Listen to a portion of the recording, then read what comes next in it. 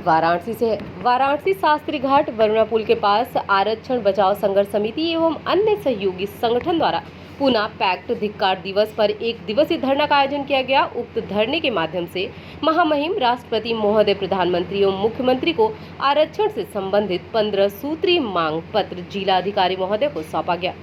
Shyam Narayan Prasad, zonal coordinator Varanasi Mirzapur Azamgarh मंडल का धरने को संबोधित करते हुए कहा कि शिक्षा, नौकरी तथा विधानमंडल वालों लोकसभा तथा अन्य प्रति क्षेत्र में आबादी के अनुपात में प्रतिनिधित्व का अधिकार दिया गया।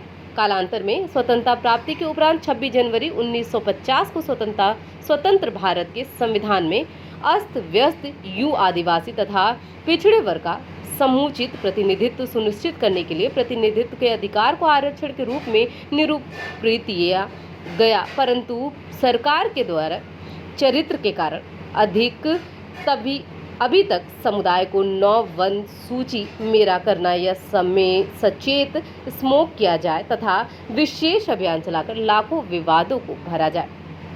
वाराणसी से कुलदीप कपूर की रिपोर्ट।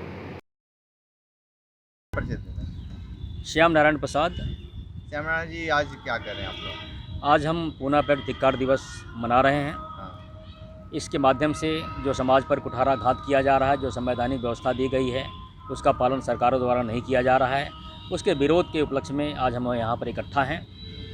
वर्तमान सरकार ने इस देश की जो भी सार्वजनिक उपक्रम है लगातार बेचने का क्रम शुरू कर दिया है और जहाँ निजीकरण हो रहा है वहाँ पर आरक्षण की व्यवस्था लागू नहीं हो पा रही है। इसलिए इस देश के बहुसंख्यक आबादी को अपनी भागीदारी से अलग होना पड़ रहा है। उत्तर प्रदेश की सरकार ने, पिछली जो सरकार थी उसने प्रमोशन में आरक्षण समाप्त कर दिया था।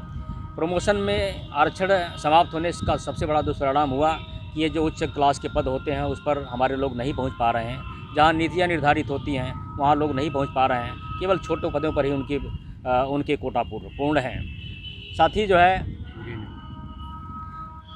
हमारे जो माइनॉरिटी समाज के लोग हैं उनके लिए सच्चर कमेटी की रिपोर्ट एक आई थी, उसको पूरी तरह लागू नहीं किया गया। शेड्यूल कास्ट, शेड्यूल ट्राइब के सर्वांगीण विकास के लिए स्पेशल कंपोनेंट की योजनाएं आती हैं, उसका एक निधि होता है, उस निधि का लोग व्यवर्तन करके दूसरे मदों में खर्च कर देते हैं। इनके कल्याण पर लागू नहीं की जा रही है।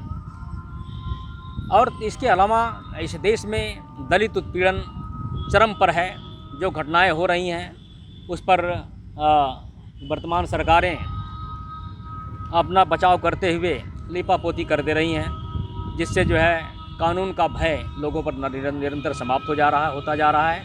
आज इस धरने के माध्यम से मैं ये मांग करता हूँ कि जो 1932 में पुनः पैक्ट के समझौता हुआ था उसमें जो सुविधाएं हमारे वंचित समाज को दी गई थी वह सुविधाएं तत्काल बहाल की जाएं। यदि सरकारें लागू नहीं कर पा रही हैं तो मेरा यह निवेदन है कि पुनः पैक्ट रद्द किया जाए और कम्युनल अवार्ड लागू किया जाए।